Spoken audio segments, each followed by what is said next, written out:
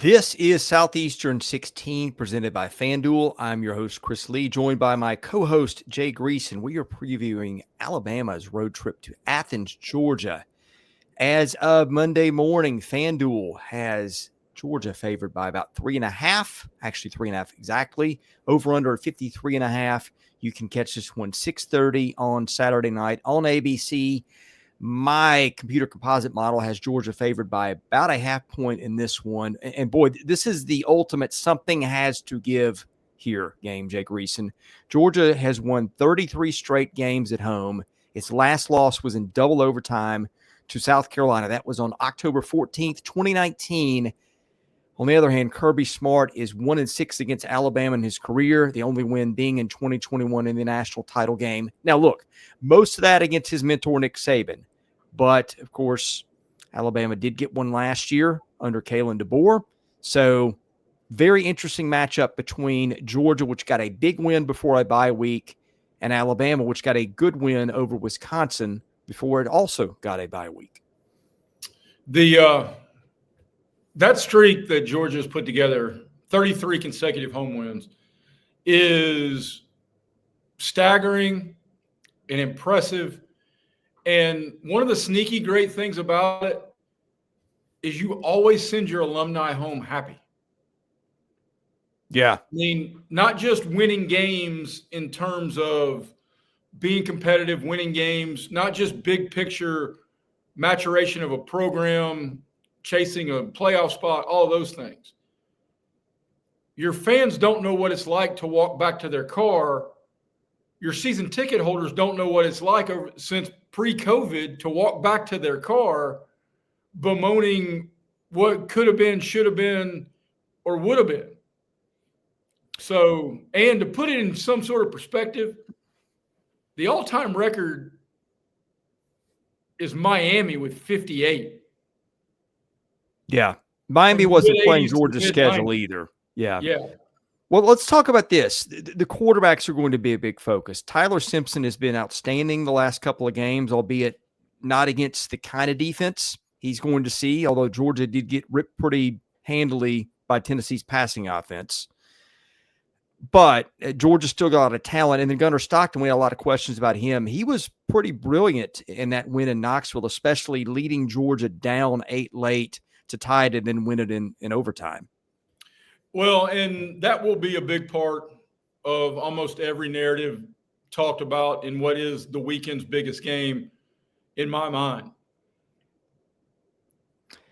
The other one is go ahead. Well, the other one, whose defense do we trust most in this one? Because I feel like Georgia has slipped a little bit. Of course, the standard was impossibly high. And Alabama, I mean, look, it just depends on what day you see those guys, right? Because they looked awful, could not stop the run against Florida State. Thomas Castellanos had his way with them, but there's a ton of NFL talent in that front seven, and Alabama did play pretty good defense the last couple of games, shut out ULM. It's ULM, but you took care of what you needed to do there. And then it gave up 4.1 yards a play against Wisconsin, which is, I know Wisconsin is nowhere near what Wisconsin has been, but that's also a Power 4 team with a little bit of talent here and there. I mean, so I think that's going to be interesting too. Georgia coming off that performance in Knoxville, and Alabama coming off playing much better defensively in 2 lighter tests. Well, if you're going to ask me which defense I trust more, I'm going to say Kirby because he's the defensive-minded guy. And while Tennessee put 21 on them in the first quarter and ended up with 41 in the game, the adjustments that Georgia made were outstanding. I also think you got to trust Georgia's defense. If this game was in Atlanta, then maybe you call it a defensive push. Tyler Simpson's been great the last 2 weeks, but the last 2 weeks have been on Saban Field at Bryant-Denny Stadium.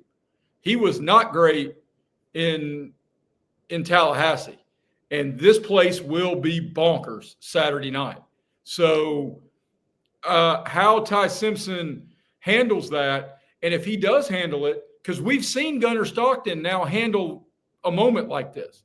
He went to Neyland and delivered and had a moment.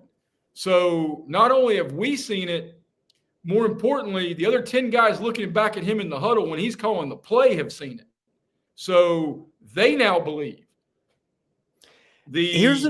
Go ahead. Here's another interesting number for you. Georgia so far has run 80 plays on offense per game, and the defense has only been on the field for 58 snaps. That includes Tennessee, where the offense was on the field 87 snaps. Tennessee's was only on the field 70. Alabama, though, other than that one game, doing a really good job of keeping its defense off the field. Against Florida State, 63 snaps, but just 50 against ULM, 51 against Wisconsin. Meanwhile, it ran 69 and 52 plays. So Alabama playing at a really slow tempo, first of all, especially last week, against a Georgia offense that really has done a good job of hanging on to the ball. The Tennessee numbers are skewed because Tennessee plays so fast that now Georgia did a great job. I think they had 28 first downs in that game, which is a huge number against the Vols. But like Tennessee and Josh Heupel are always going to shoot to score 40 and shoot to do it in 24 minutes. So that's a little bit of a pace of play contradiction. I think if you're looking for a reason to believe in Alabama, is you saw what Chris Brazzell was able to do down the field, and you talk about which defense you were able to trust. I mean, in that thrilling game that Georgia won in overtime in Knoxville, Brazzell torched their secondary. And yes, Alabama has got some candidates, including a guy who did it last year and announced his presence to the nation in Ryan Williams in this very game. No, that's a great point. Ryan Williams against Wisconsin looked a lot more like the Ryan Williams we expected. They got Jeremy Bernard, who's been very good. Georgia, on the other hand, there's some explosive playmaking ability on that team. The receiving core is supposed to be better. We didn't really see much the first two games. And then London Humphreys, who's a second teamer, makes the play of the year for Georgia so far in a beautiful touchdown catch to win it. The rushing attack hasn't quite been vintage Georgia, but, there's just some talent there. I think playmakers will be a thing because this is a play last year that got decided maybe late in the game by one huge play by Ryan Williams. Or certainly, I don't know if that was the deciding factor, but it's the play you remember from when these teams played a year ago. Yes, and it was, and we're recording this Monday afternoon, giving you our best thoughts, our early guesses.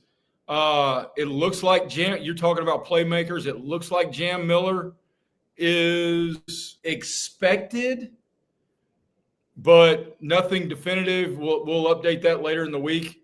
Certainly when we go back live on Thursday, when we have a little more intel here at Southeastern 16. But two teams that recruit like this, there are future NFL dudes everywhere. So we can talk about Zechariah Branch or Nate Frazier. We can talk about Ryan Williams and Ty Simpson. We can talk about a slew of defensive dudes, but there could be a game breaker that you and I aren't even aware of. I mean, you mentioned the Humphrey kid, and Gunnar Stockton to Landon Humphrey is now, I mean, that's going to be a forever thing with that throw to force overtime in Knoxville. Yeah, I'm glad you mentioned Jam Miller. That's a big thing. Alabama's just been kind of mediocre running the ball against good teams this year. Georgia's defense gave up just 4 yards a rush to Tennessee, which is really good considering that. So, Alabama does have NFL talent at different positions at a lot of them, and they're running backs on that roster. They're probably going to play in the NFL. But I feel like he was their best one coming in. That's one that you circle as a potential difference maker if he can play. Because, again, what you want to do with Georgia based on the stats this year is keep the ball out of Georgia's hands. Without question. And if at all possible, I'm certain Jam Miller wants to play. These are the games that you go to Georgia and you go to Alabama to play in, and especially on the road. And I think, honestly, when games get tight, especially early, I think being at home sometimes can be a disadvantage because the nervousness of the crowd can be palatable on the sideline. And you then energize the visitor if they know they are, when the crowd gets antsy, the road team gets excited by that, because you'll hear a lot of guys say there's no better feeling than going on the road and shutting up the other team's crowd. So I think the start of this game is paramount. I expect this game to be really good, and I've got a pick that I love for this game. Any other storylines of note before we get into picks? Storylines,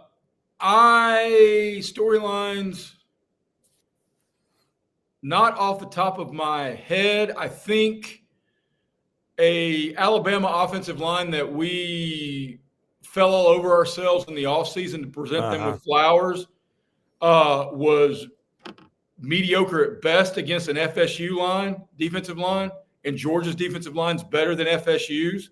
So we can say Alabama's looking better and playing better. Wisconsin's a dumpster fire filled with Indian food and dirty diapers, man. So we don't know. They're playing better, but the competition has not been this. At least Georgia played something similar to this. Picks just around the corner. Before we get there, Game Time Sidekicks, your officially licensed stainless steel drinkware, all SEC schools, 350 other universities, stainless steel sippy cups, tumblers, 40-ounce bottles, and shaker cups. That's my water go-to every morning. SE16 gets you 20% off your entire order at GameTimeSidekicks.com. Rockform is the world's strongest magnetic phone case, extreme protection, super strong magnets, rock lock secure mounting. September is the busiest month of the year with the new iPhone release. SEC25 gets you 25% off your entire order at rockform.com. Also, Hovey Dry Goods. They make your new favorite hat. Look no further than Hovey Hats for high-quality headwear with a great fit and unique designs. The Bad Beat Team of the Week, Auburn. Just use Auburn. That gets you 15% off your entire order at HoveyDryGoods.com, HOVI drygoods.com. They make great hats. You'll enjoy their stuff as well. Picks, Jay Greeson. I'll let you start here. All right.